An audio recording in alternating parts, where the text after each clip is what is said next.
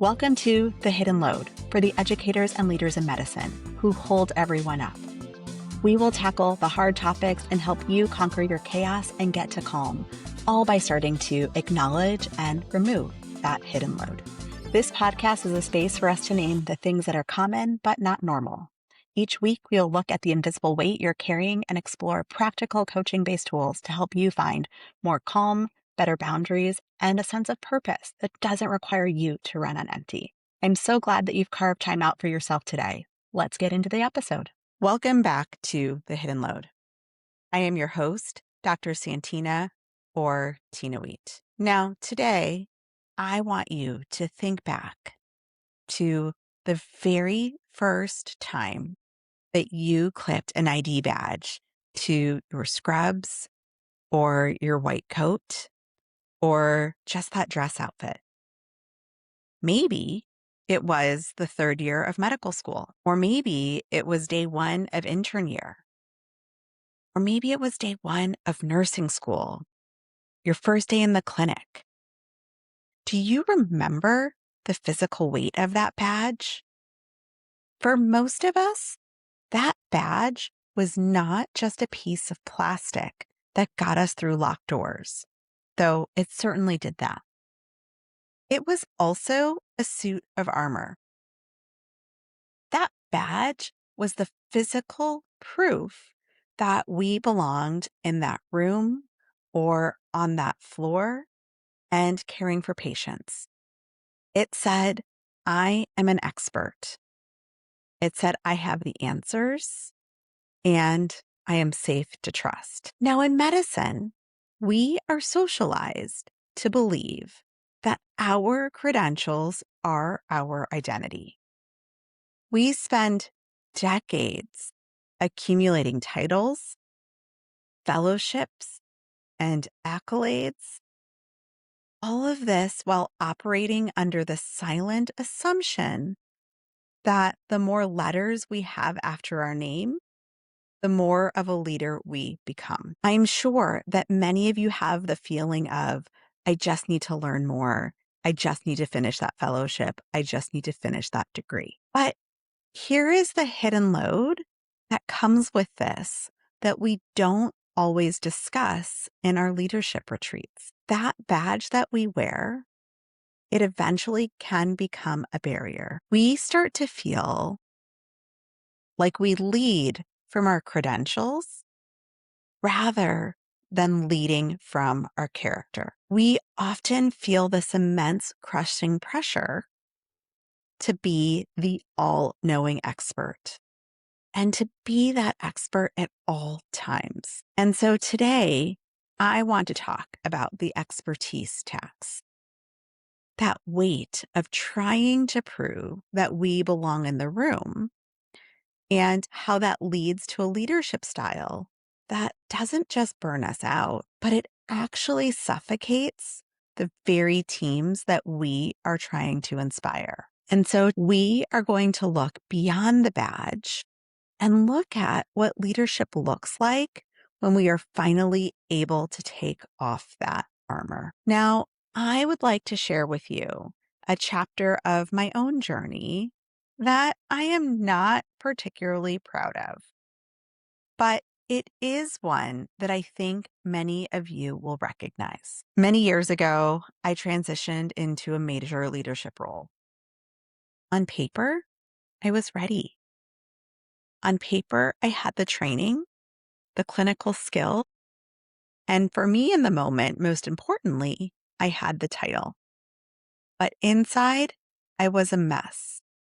I was relatively young for the position, and I was hyper aware of the hierarchy. I could feel the invisible eyes of those who were senior to me, and I could hear the internal murmurs, the ones telling me that I was a diversity hire, or that I was too green, or that I hadn't paid my dues in the traditional way, or that I was being chosen because it was going to be easier for someone else. Now, because I was listening to those things and the other thoughts running through my head, I was suffering from massive imposter syndrome.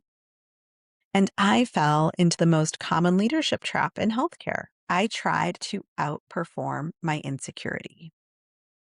I decided that to prove I was a real leader, I had to be the most knowledgeable person in every single meeting and really in every single room. At the time, I thought leadership meant total control. I was not just directing projects, I was in the weeds of every single spreadsheet. And nobody needs to be in the weeds of every single spreadsheet. I was proofreading every draft. I was CC'd on every email thread. And I was effectively trying to be a one-person department. I wasn't doing this because I didn't necessarily trust other people. I was doing this because I thought I had to prove myself. And in proving myself, I was forgetting how that looked. Now, in reflecting back, I told myself that I was just being thorough and that as a good leader, I was supporting my team. But when I look back now on it honestly, I can name it for what it actually was. I was micromanaging. My need to prove my worth through my badge or credentials meant that I was not allowing anyone else to lead.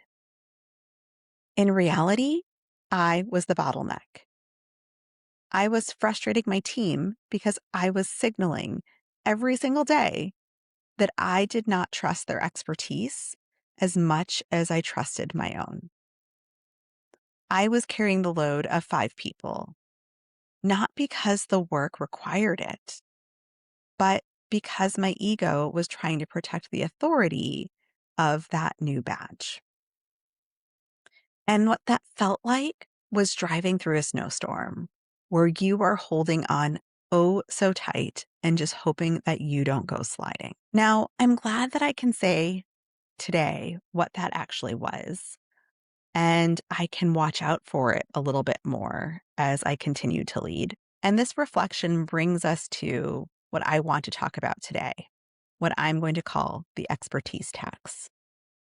In the exam room, being the expert is absolutely necessary. If a patient comes in with acute coronary syndrome, they don't really want a collaborative discussion about their options. They want to know that the expert knows the protocol. And so we are trained to be the hero of that clinical encounter. And of course, there are times that we are collaborative. I think that's crucial as a good family physician. And I think it's crucial in many other specialties as well. But that is my bread and butter.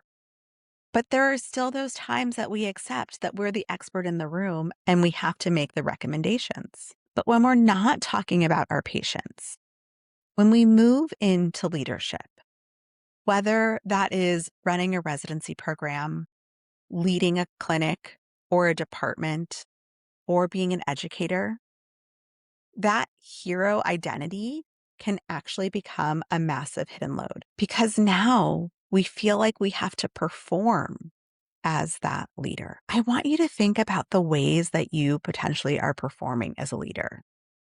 Thinking about the energy that you spend on invisible tasks every single day. Maybe it's an email audit, spending 15 minutes drafting an email that is really only 3 sentences long so that you don't sound too soft or too aggressive, and making sure that you're absolutely clear.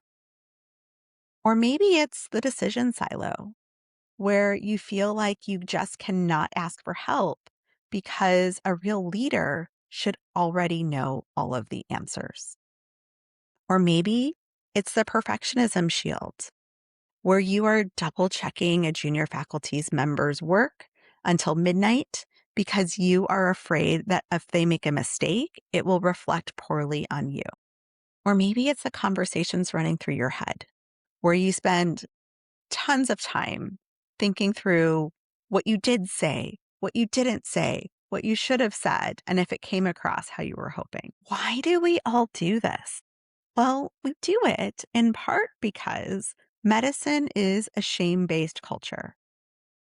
From day one of medical school, the not knowing is treated almost as a moral failing. We get pimped on rounds.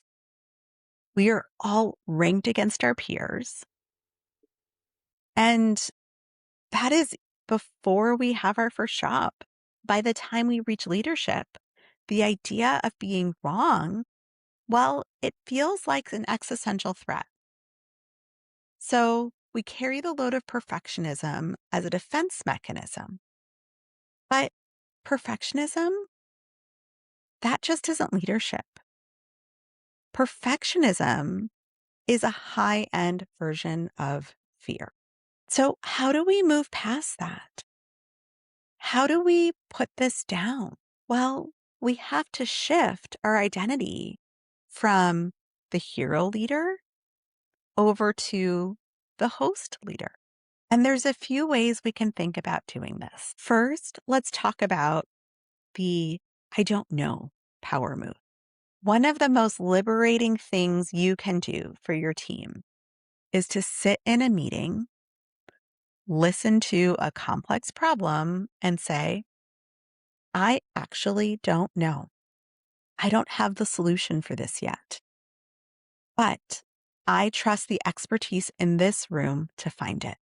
Those can be really hard words to say and require a lot of trust. But when you say, I don't know, you aren't showing weakness.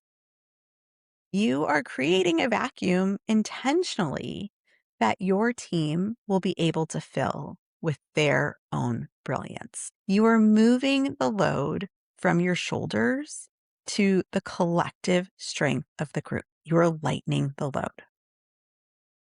There is also the strategy of relinquishing the how. Now, as clinical leaders, we are all obsessed with process. But to lighten your load, you have to define the what and the why. And then you have to get out of the way of the how. If you give a project to a junior faculty member, you have to let them do it their way. And you have to do it that way, even if it is only 80% as perfect as what you think would be your way.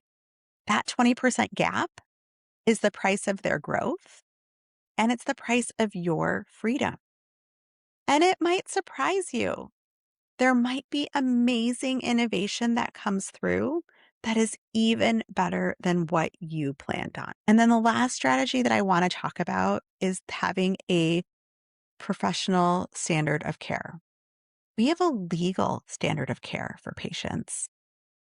And so we also need a standard of care for our own internal monologues. And so here is the standard that I want you to use. If you would not talk to a struggling intern the way that you talk to yourself when you quote unquote fail as a leader, then you are violating your own professional standard of care. I want you to have self-compassion. This is the only thing that makes leadership sustainable. And so I want you to talk to yourself in the same way that you would talk to a loved one, a friend, or a struggling learner on one of their most difficult days. That's really hard to do because we are often our own harshest critics. But with practice, this can really help you grow and feel like your work is so much more sustainable. Now, before we end, I want to spend a few moments talking about the shadow that we cast. Our learners, whether they be medical students or residents or fellows, our teammates, the young attendings, our clinical support staff, whoever it is that is surrounding us, they are all watching us. And that means that they are taking our cue from us.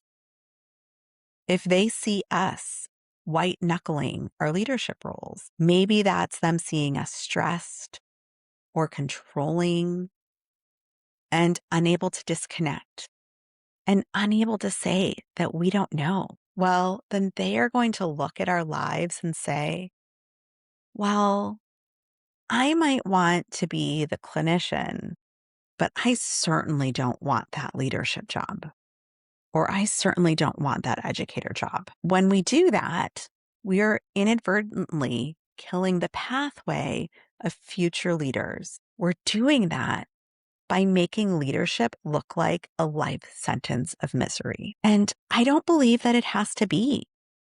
I think you can have so much joy in leadership because when we lead beyond the badge, when we show up as human beings who make mistakes, who delegate with trust, who admit that they don't know everything, and also who have lives outside of the hospital or the clinic, then we are performing a radical act of mentorship. We are showing those who are watching us, those who are surrounding us, that leadership is actually a team sport. It is not a solo marathon. So I want to give you a challenge. On Monday morning, I want you to take off your badge for 5 minutes before you walk into that first meeting. And if you don't have a meeting on Monday, that's okay. Whenever your next one is, I want you to both literally and figuratively take off that badge. I want you to look at it. I want you to be aware that it gets you in the door and that that's where it stops. I want you to remember that your humanity is why people follow you. So before you walk into that meeting on Monday morning, I want you to reflect on this and think about how it is that you are showing that humanity. And then I have a second challenge for you. This week, I want you to find one thing that you are micromanaging out of fear. And once you identify it, I want you to give it away. I want you to delegate not just the task, but the authority that goes along with it. And then I want you to watch what happens to the energy of your team when you delegate strategically and finally stop trying to be the hero. And then I would love for you to send me an email or send me a message on social media and tell me what you chose to give away and tell me how it felt. It might be scary. It might bring you joy, but you won't know until you try. I am so happy that you joined me today for this episode of The Hidden Load. If it has helped you put down even a small part of your armor today, then I hope that you will share this with a colleague as a reminder that it's not all about the badge. And I hope that you remember that we are stronger when we lead together, because that can help us lighten our hidden loads. Thank you for joining me today. I look forward to seeing you next time. Thank you for listening to The Hidden Load. If today's conversation spoke to you, I would love for you to share it with a colleague who might need to hear it too. It's one of the simplest ways we can start shifting the culture of medicine together. And remember, your time spent reflecting here matters. You can earn free CME or CE credits for listening to today's episode through the Pinnacle app. You'll find that link in the show notes. If you are looking for one-on-one coaching support or want to dive deeper into the resources we discussed today, let's connect. You can find information on how to reach me in the show notes. And don't forget to hit subscribe so that you never miss an episode. And leave me a rating so that others can find me too. And take care of yourself because you deserve to be held up too. And I'll see you next time.